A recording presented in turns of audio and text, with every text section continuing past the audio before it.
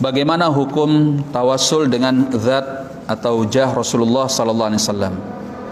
Apakah ada khilaf tentang hal itu di manhaj salaf? Bagaimana kita mensikapinya?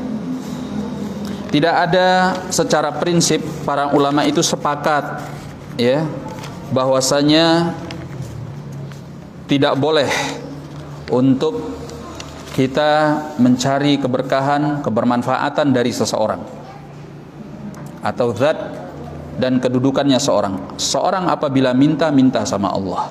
Itu satu. Yang kedua, semua ulama itu sepakat bahwasanya dalam hal ibadah harus ada dalil yang sahih. Itu kan sepakat ya, baik dari Al-Quran ataupun sunnah tentang ibadah tersebut. Nah sekarang masalah jahun Nabi. Katakan misalnya ada ulama sebagian berpendapat bolehnya tawassul dengan zat Nabi atau jahun Nabi. Katakan seperti itu. Ya memang ada. Sebagai seorang penuntut ilmu, orang yang belajar agama, ikut aja. Kan ada ulamanya. Ya. Nah, terus dari dulu antum belajar dari sunnah Nabi sallallahu alaihi wasallam, apakah antum diajari ngikuti ulama atau ngikuti yang benar? Pertanyaannya gitu. Diajarkan untuk ngikuti ulama atau ngikut yang benar? Ngikut yang benar. Ya. Ulama itu diukur dengan kebenaran, bukan kebenaran itu diukur dengan ulama. Itu prinsipnya kita yang diajarkan oleh as-salaf. Kata Ali bin Abi Thalib radhiyallahu an, "I'rifil haqqa ta'rifu ahlah." Ya, pelajarilah kebenaran, engkau akan tahu siapa orang yang mengikuti kebenaran itu. Bukan sebaliknya. Jadi kalaupun ada ulama yang berpendapat demikian, itu ketergelincirannya. Ulama itu juga nggak sempurna. Begitu cara mensikapinya. Makanya mereka yang lain dari kalangan para ulama mengkritik itu. Ya. Nah, jadi jangan mengatakan oh kan ada ulamanya ya akhi. Antum tidak diajarkan untuk ngikutin ulama walaupun salah. Antum sebagai talibul ilm mengikuti yang benar. Iya, itulah makanya antum belajar. Kalau cuma sekedar ngekor, antum untuk apa antum belajar? Apa yang antum pelajari? Ya.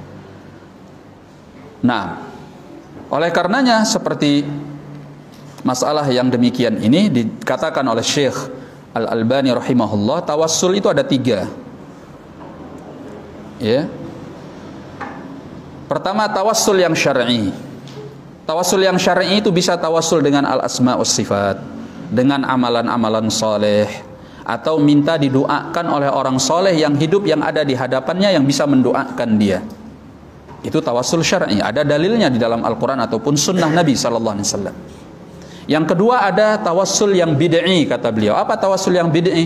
Yaitu tawassul dengan zatnya Nabi atau dengan kehormatannya Nabi sallallahu alaihi wasallam. Itu bid'i. Kenapa bid'i? Tidak ada contohnya.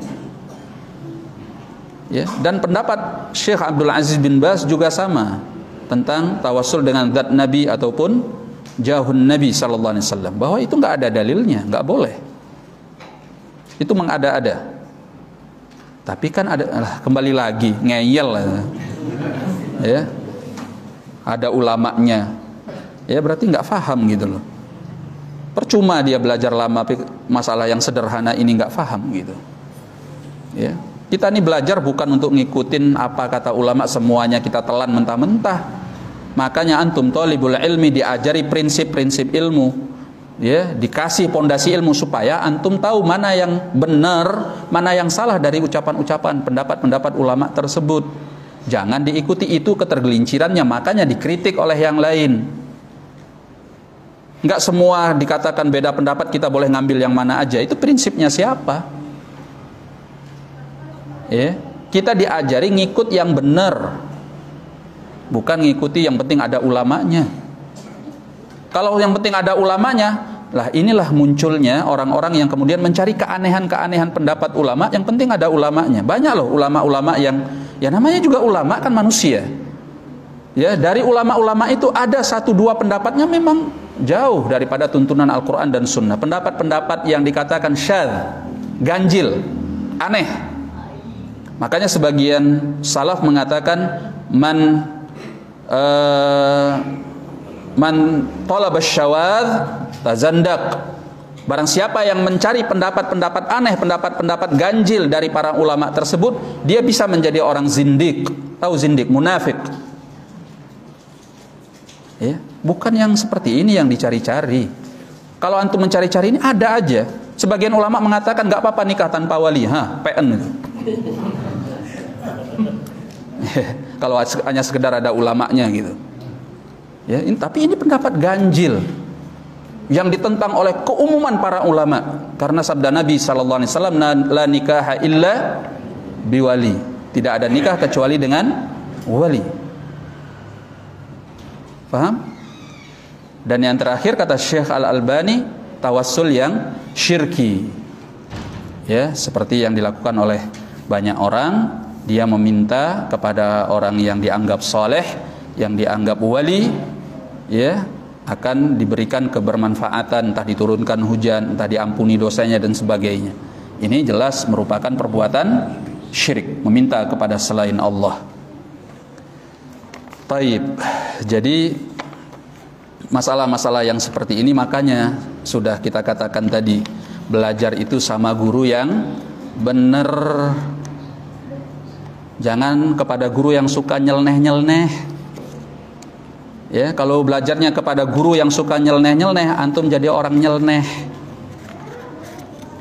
Ya. Nah, nggak semua yang belajar ke Timur Tengah terus Masya Allah ini Ustadz Sunnah. Ya, jangan gitulah.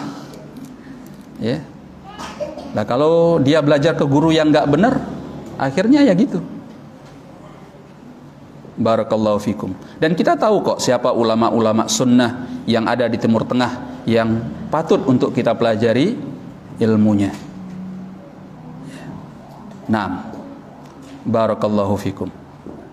Biasanya memang orang-orang yang entah apa tujuannya, kadang orang suka dengan hal-hal kontroversial, ya, supaya ya kalau sekarang ini kan supaya gampang viral gitu ya.